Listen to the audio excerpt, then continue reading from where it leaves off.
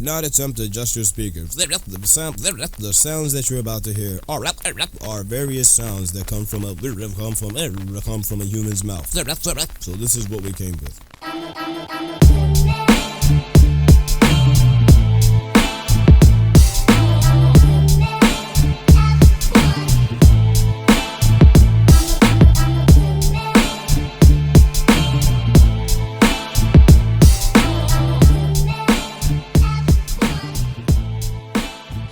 This shoe here, one piece upper. Yep. One piece upper, you have a gusseted tongue. And then this one has what we call a speed assist. So really, what it really is trying to do is increase your or decrease your transition time and assist you coming forward. So the reason why also, like this isn't not a top end shoe, is this is a fiberglass plate, not a carbon fiber plate. So it weighs a little bit more. But yeah, between all those things, well, another gripe is it's got a little bit of narrow midfoot. But with the technology on TPU midsoles, moving on from EVA, it's pretty great. So out of 10, so far I'm giving this about like a 8.2. Really light, really bouncy. It's really, yeah, it's pretty great. You lost me on tongue. I don't know where that was. You listen. That's the word that got you. Tongue. You heard something about tongue, and you got distracted. What the heck? Why am I learning a review about a running shoe right now? I don't run.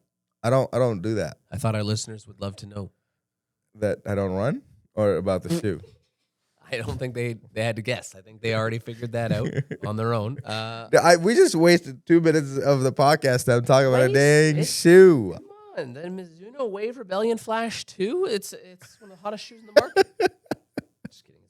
Oh, God. This thing. You want to touch it? No. Look And what if all of a sudden I want to run? I don't want to run. You think you're just gonna touch a shoe? That's how I felt about pickleball paddles. You buy a $40 one at a Canadian Tire, and then you touch. See that fiberglass? I do see that, yeah. And do you know what that does? It stiffens the shoe up. Oh shit! So what it does, it adds a little snap. So if you want to really get into it, I know you're itching to learn more. So the reason why a lot of running records are being broken in the past 5 years is not because of the fitness. It's because of the shoes. So adding carbon fiber plates into the shoes, which what it is, it's assisting a little bit more return on your toe off, but more than anything, once you're getting very fatigued, close to the end of a marathon per se, and your foot's like just struggling to give the extra, the shoe is keeping your foot in the right position, allowing you to have that turnover and stay fast. This is almost like a drug test at this point. Like exactly, we have to do a shoe test before they get to play. There is regulations. The angle of the plate is limited. You can't have more than 40 millimeters of stack height. So it has to be less. Stack height? How high it is. Oh. So this one I think is a 36, 35. So I can't have, not that I'm not a great runner, so, but if there was 4 more millimeters or 5 more millimeters on the back end of this, it would be too much. Huh. It would say that it was not deemed legal by world marathon standards or something. So it's the same thing in the paddle world too. There's several paddles that come out in terms of what the material is made of, how wide it is, how long it is, and how and what the material is made of, and anything above it or whatever is legal, illegal, and whatnot. So it's crazy that it seems like we've achieved a plateau. We plateaued on the human skill, and now technology is helping us sort of inch that up a little bit more. Well, that's why people say like some of the records from like 30 years ago in a lot of sports are like, whoa, like that's wild. In hockey, with everybody's like, well, they had wooden sticks back then. Now they got the speed that you can fire those carbon fiber sticks at is nuts. There is obviously like just a performance curve where with human evolution, just the way people are stronger and the training and blah, blah, blah. Interesting. All right, ladies and gentlemen. Did I really get you going? No. I love the fact that I can understand the impact of it. What I still don't understand is where people run for fun. I just don't. I can't. It's like you genuinely are so excited to run miles and miles and miles with just music in your ear and just like Band-Aids for your nipples and just running. That's Like not it's a standard. crazy. You don't have to. It's crazy. You could free the nip, no problem. You don't have to Band-Aid up. Gosh, but like I think it's just, I think there is like obviously there's obviously the health and wellness thing like that. There's anything like, oh, it's cool to squat. Why would someone want to put 300 pounds on their back and squat it? Like I think it's because there's a cool of it. Why would someone want to run this distance? Well, there's a thing about, oh wow, I ran this. There's the accomplishment side of it. There's the excitement. But so here's it's therapeutic. The bones and the joints and all your body. Doesn't it degrade over time because they're all mechanical per se at the end of it, where you're overusing it, then you're... If it's overuse, sure. Like, so there is something called the health to wellness or sickness to wellness kind of like continuum. So it's like, and like we line up somewhere on there. So sickness is not where you want to be. Yeah. Wellness at the other end. If you're seeking like peak fitness form, you're not at wellness. You're making sacrifices to do a lot of things. Like these guys are like, oh, I can run 100 miles. David Goggins told me to. Well, yeah. As much as you're fit and well, like that is taking your body beyond what it's maybe meant to do in a lot of ways. But no, it's just kind of like a vehicle, right? Like a vehicle's going to run better if you drive it to an extent. If you're running over potholes, if you're driving it a lot of kilometers, it is going to affect the longevity. lifespan. And also everything is just like, guess what? Your engine would work better if you put premium fuel in it all the time. If you made proper maintenance, if you took it to the chiropractor, in like just things like that. But I think exercise, just like maybe it is for you, pickleball is for you. It's therapeutic, right? We've talked about fitness many times, and what you get out of the fitness or exercise world is you love some sort of competitiveness or gamemanship of it all, right? Just going to a gym. Like I'm doing a challenge right now where I got to run the treadmill. Like a big question, like why? You'd be like, why? What are you getting from that? Right? That doesn't connect with you. You're like, I'm not going to do that. I want to do it because I want to win, or I want to learn this, or I want to do that. Right? Like there's an outcome there. Outcome. There's an outcome of that scratches that itch. Where some people it's simply therapeutic. I knew a guy. He wasn't really a runner. He could run occasionally, exercise. And then his dad got sick.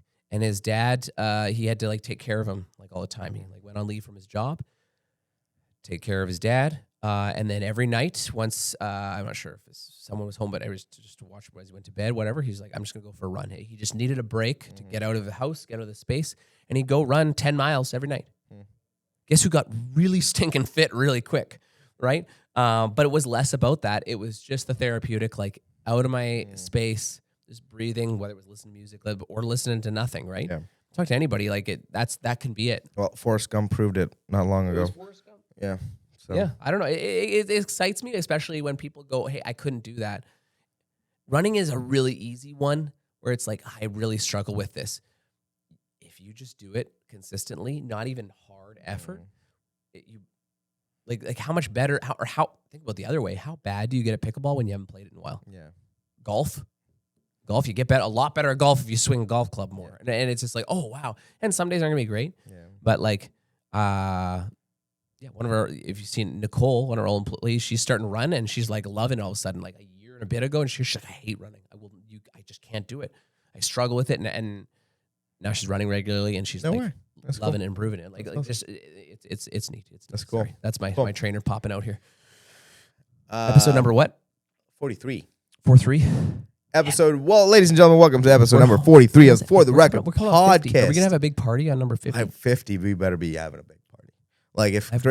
If Chris Willicks with Modern Wisdom can bring Matthew McConaughey in a giant LED volume for his 1,000th episode, we could do something for 50, right? Gosh. Have you seen that? No, I've Full set? Have you seen it? So, Chris Willicks, you guys know Chris Willicks, Modern Wisdom. He, for the 1,000th episode, Matthew McConaughey came back for the second time on the podcast. Full LED volume, giant, recreated the Interstellar house set in the farm, in the set. You guys, the things everywhere. So if you just watch just a trailer of it, mind blowing. They recreated the sand. It is as if they were sitting on the road that Cooper drove out after saying bye to the kids to go to space or whatever. That road is where they're sitting, with the house in the background and the cornfields around it.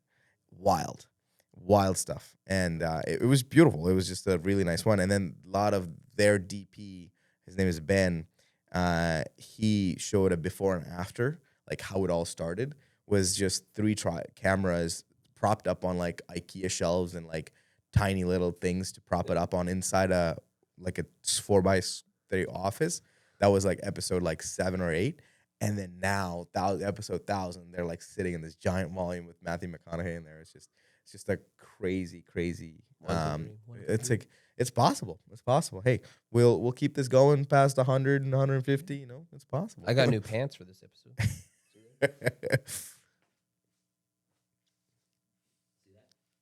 Well, now everybody's seen that. Yes. Dear God. Very nice. Very nice.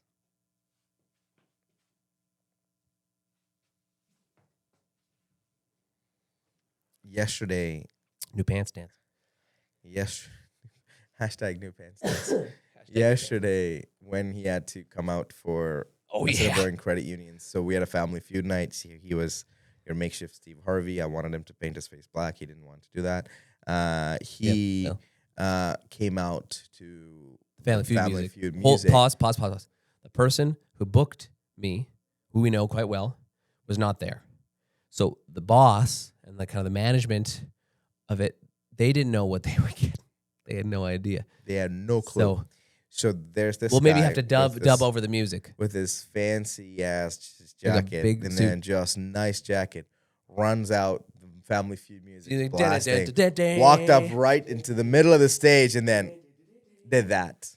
While there's VPs, there was a full-on hip thrust for like a solid 20 seconds. 20. And it was just hip thrust. It was not and 20 seconds. The VP of all of a Singaporean credit union is sitting in front of him. I was like, brother, what is going on? But yeah, and by the end of the night, everybody had a great time. They bought in. They bought into the whole thing. It was pretty good. Wow. But 43. We're here. Why don't we start more events? Why don't we start more events with hip thrusts? Like just as a. You're talking about DJ X the other episode. Yeah, the hip thrust would be at the top. I think. Let's not. Yeah, imagine your DJ middle of the ceremony turns on the bride walking down the song, runs over, hip thrusts, and then walks back to his table. Just stay with the table. You don't have to go make a spectacle. You think I would try to make a spectacle of myself? The hip thrust was in the middle of the stage yesterday. Yeah, exactly. That was my job to be on stage, though. But yeah. I don't know. We could tastefully mix hip thrust in there. I'm just thinking of the Key and Peele skit, the touchdown celebration. No more than 3. No more than 3. Just staring. Tosses the flag. Waits for a second. And then tosses the flag. Yeah, exactly. Oh, so good. All right. 43. We're about 7 episodes from 50. I think we gotta do that something good. Well, we gotta plan it out. But Aiden, we'll leave it with the producer of the show to plan out episode 50. Yeah, some surprises. Yeah, that would actually be cool. Can you surprise guests out of nowhere into the podcast? Oh, I can maybe do that. We can make a surprise for you if I booked a couple people. What if I book a couple for you? Oh, and then. Each book one surprise guest, and they're hiding back there. We don't know, and all of a sudden they just walk out mid. Oh gosh, that'd be nice. If you are a listener of the podcast and you would like to be one of the surprise guests, you DM actually, but then we both see the DMs. No, they should DM you, and then DM me a personal. If you want to surprise Joey, then you DM me. Yeah.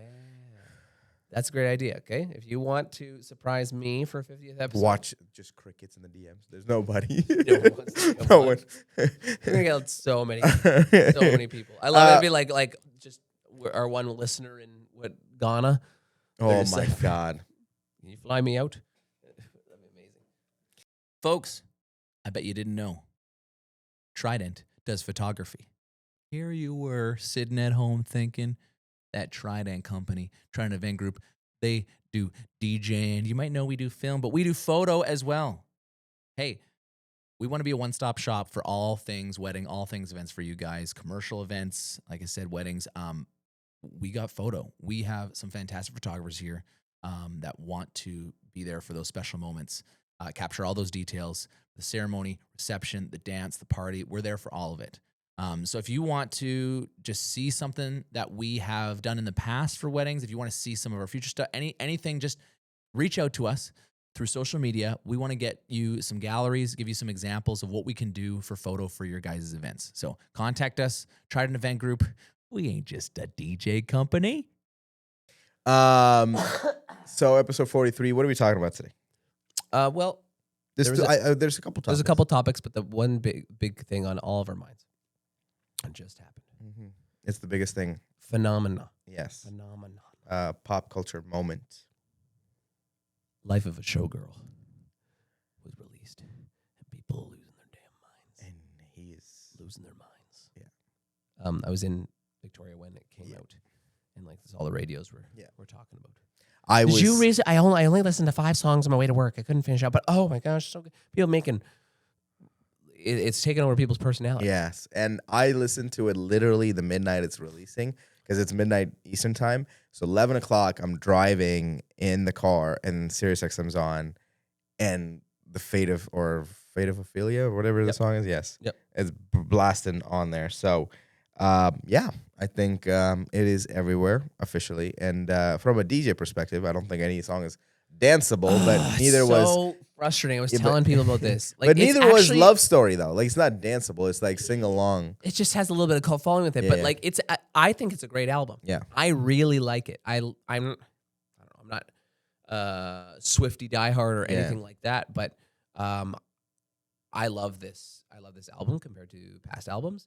I think there is a lot of personality there. I think there's a general consensus and vibe on it. It just feels good. There's some personality. You see a little bit into her. A lot about Travis. A lot of Travis, which is great. And that honestly, Travis, and whether she had to have that in there or not, yeah. oh gosh, people were wanting it so 100%.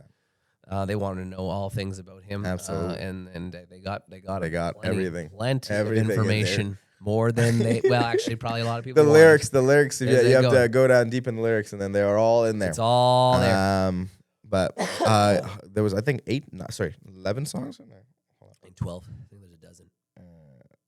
Life of a Showgirl. And also the hype to get here, even in that podcast that when she said, "Oh, I'm going to release an album." Release an album, and then it's called Life of a Showgirl on, like, everybody lost their album minds. Cover. That's definitely a little bit of a little different era. No pun intended on the Eras tour.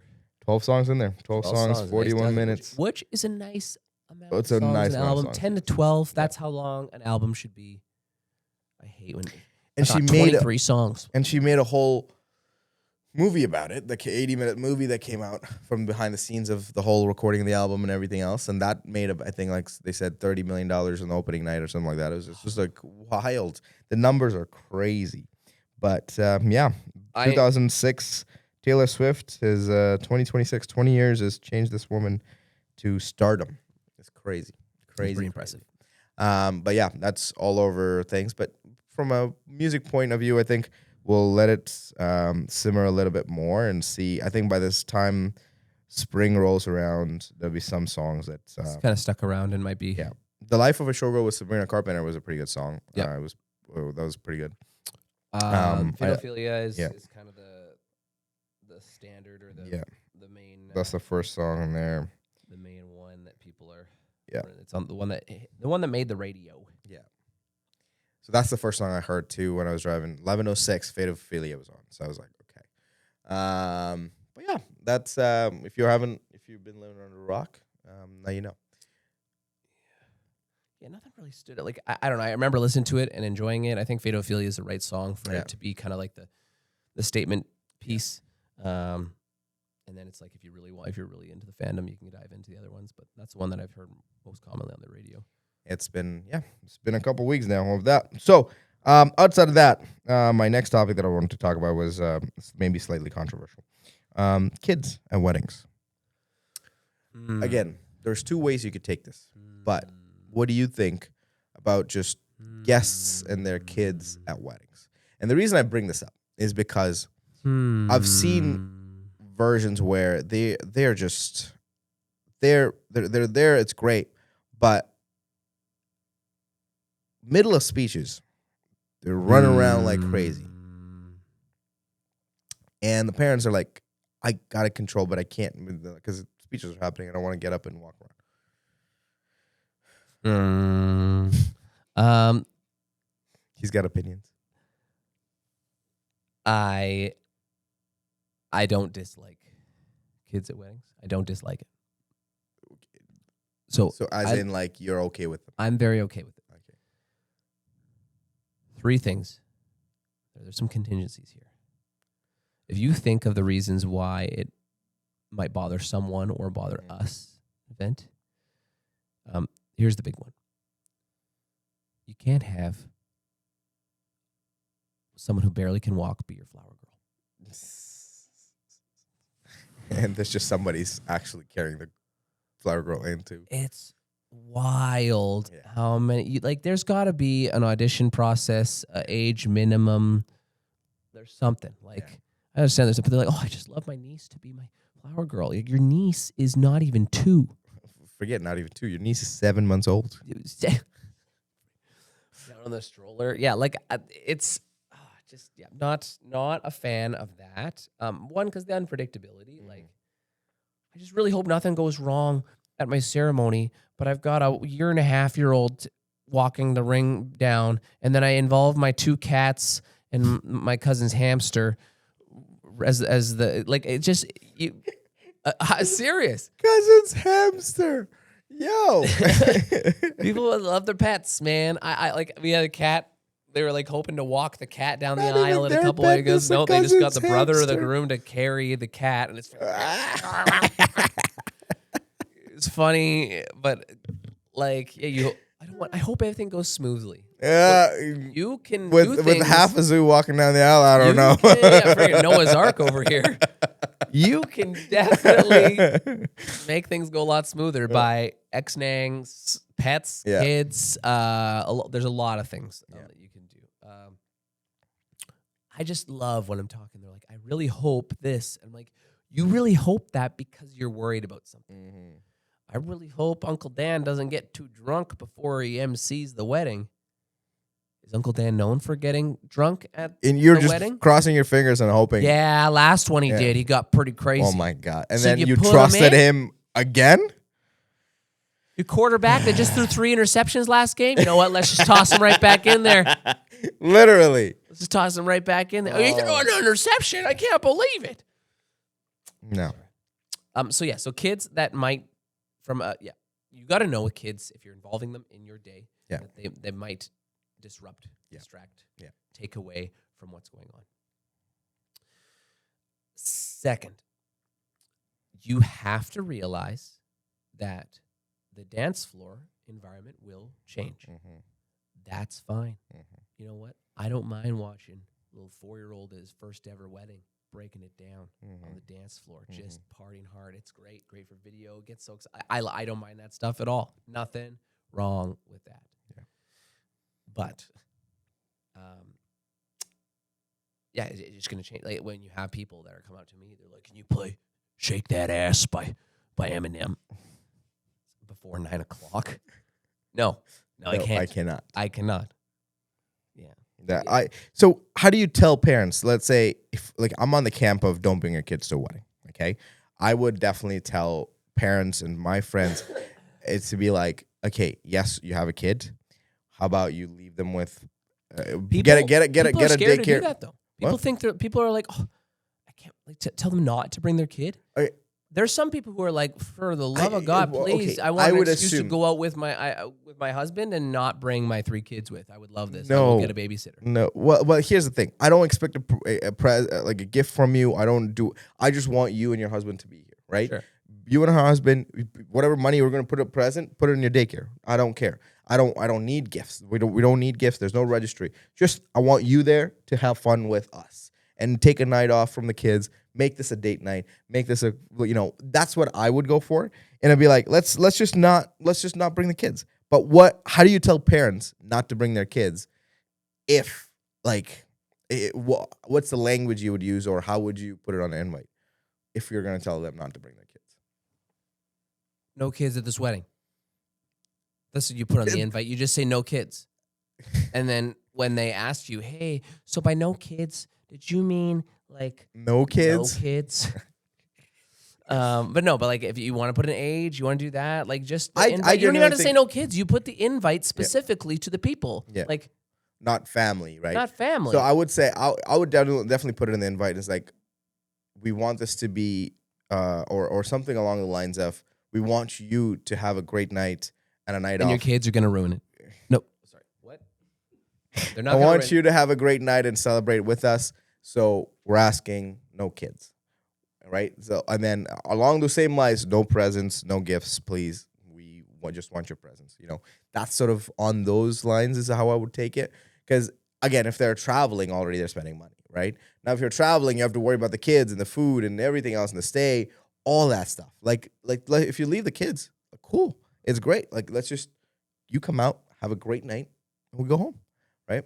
And the second part is it wrong to tell parents not to bring the kids? Not really, but again, there are some people who might take offense. But again, if you offset that cost a little bit, right? So yes, daycare costs money, and if I'm expecting you not to bring me any gifts and whatever, just be there. We're gonna have a great night, drink alcohol, and have a fun time.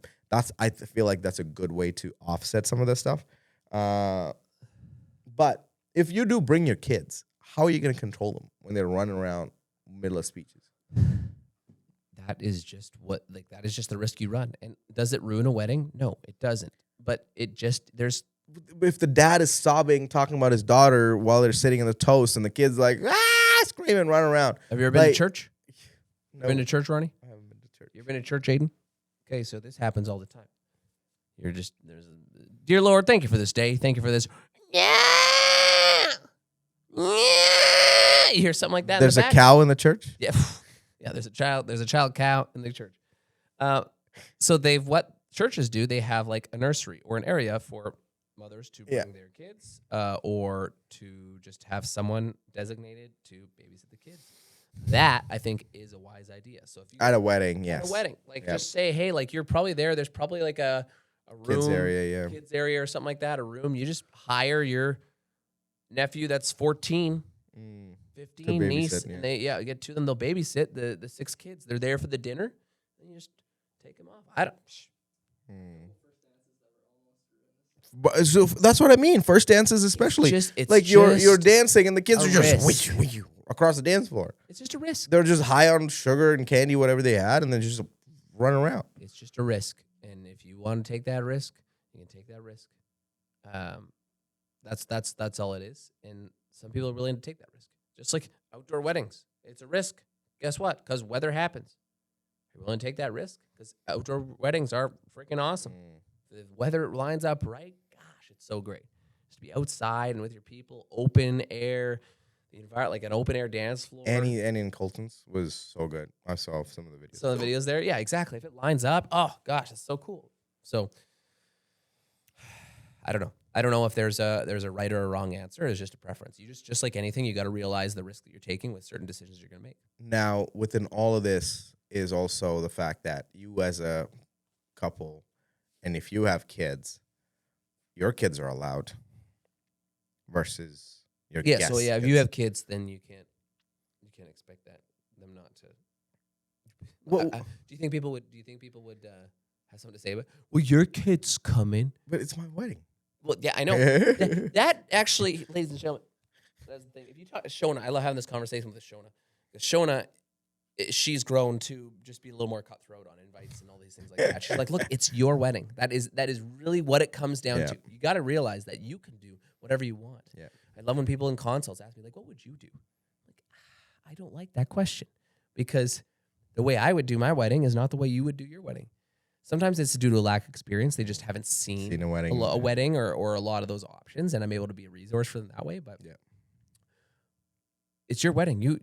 There's sometimes there's things that you're just like, that was an interesting call, but it's their wedding. You just kind of have to smile and nod. One wedding, a bunch of people were a little disgruntled about they did kind of like 2 invites. They had the dinner invite and they had the later invite. The primaries were invited to the dinner, but all the +1s weren't. So they all came later. You know, it was just really weird. It's like, hey, you got people there, and it wasn't that many. Right. but you just like trimmed your food bill down by like 7 or 8 people, and now they're expected to come 3 hours later. But aren't you going to come together because they're your plus one? They're not really a plus one if they're like, that was just a weird call. Yeah. It didn't make sense in my opinion. For what? To save $100? But it's their wedding. Yeah. Right? You kind of have to let that. So I don't know. That leads me into the next part, plus one. What's the Can I bring limit? my child as my plus one? Gosh, I've done that before these Christmas parties here. I'm like, hey, I'm bringing my kiddo. But luckily my kiddo's cool as all hell, so it's fine. He doesn't cause a ruckus. That's what every parent says too. My kid is cool. Dude, my kid doesn't cause a ruckus. He sits down and participates. True. Just crack a beer for him and he's good. No, just kidding. Just kidding. Just Crack a kidding. beer for him. Kidding. But part of that is also like, okay, you're plus one. When is a plus one legitimate plus one? Because let's say you're buying food and the food's expensive, right? So, okay, you've been with someone for 6 months. Is that categorized them to bring you for plus one? Or is it a year, right? Like, there's no rules. Is a plus one just a random person you bought off the street? Then, no, like, what's the plus one rule here? Maybe the plus one is your date.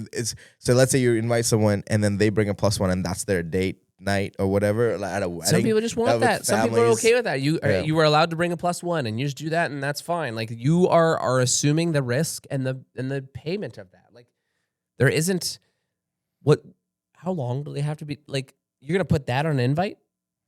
You can bring a plus one assuming that they are of relation to you or you have been dating them for a minimum of 1 year. 1 year. See, I feel like you're gonna put that on an invite? I'm not gonna put that on an invite, but I would word it in a way that it would make sense to not bring some rando that you've only known for 3-4 months. You know what I'm saying? I don't know. How are you gonna monitor that? I heard a story recently. Coworker at my other job, she said that her brother, girlfriend for a long time, kind of planning the life around them, she got broken up with. I heard devastated. But they were together long enough. Like it was like in a springtime when she broke up with him. They were together for like 7-8 years. And guess what? They were invited to the wedding. But they were close enough, like the family was invited to the wedding. So like the ex-girlfriend and the ex-girlfriend's mom and dad, they're all invited to this wedding.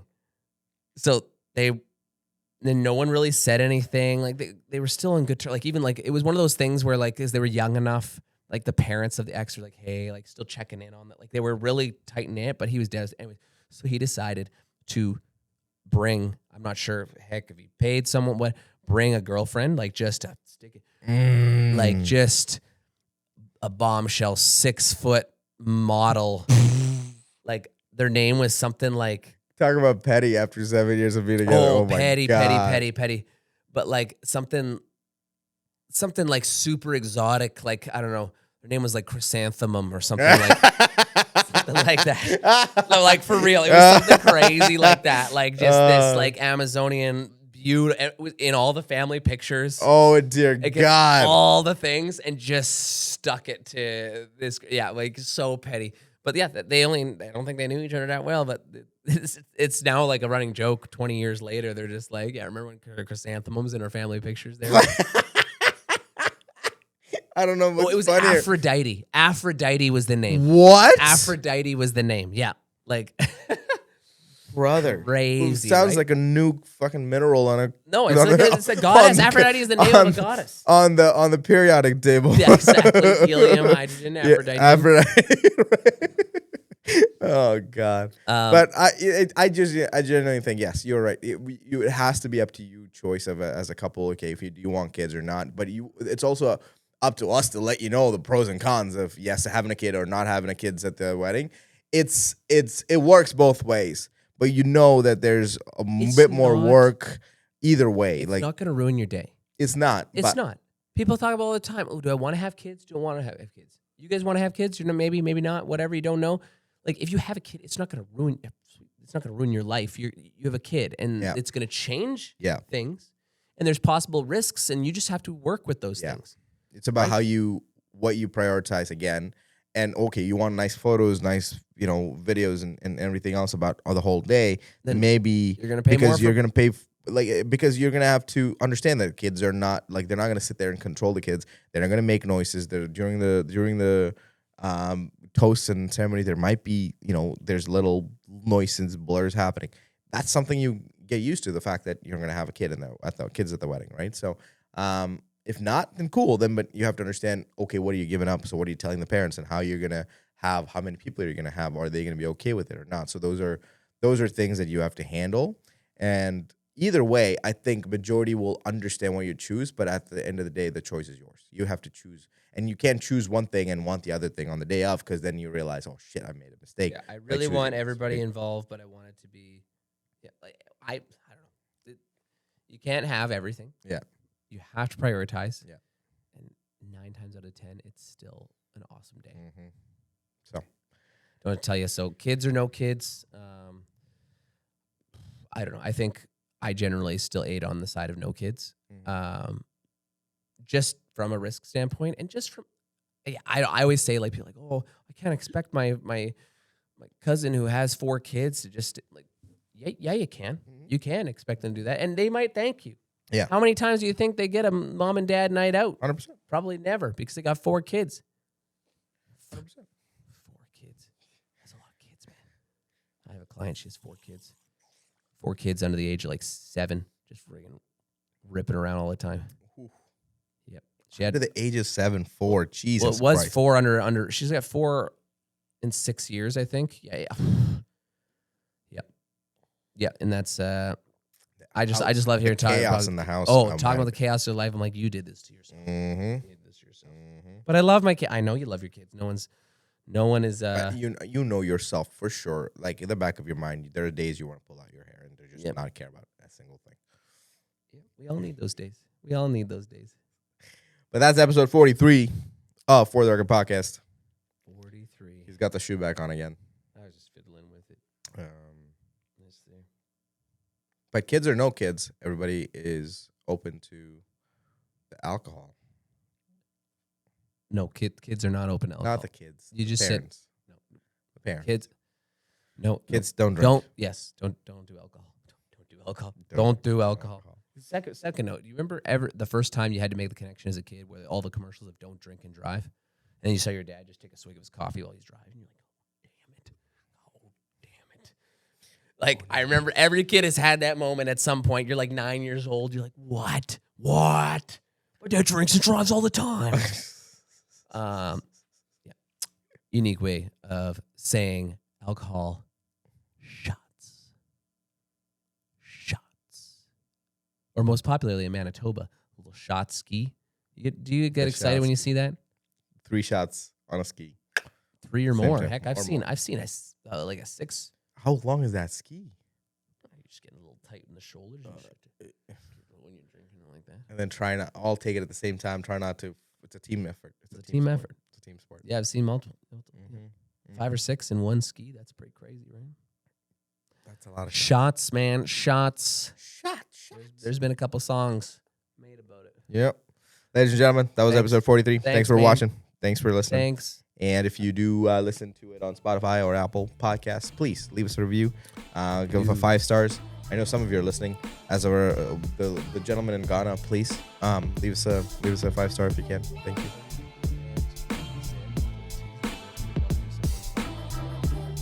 Episode 50. So if you do want to involve yourself,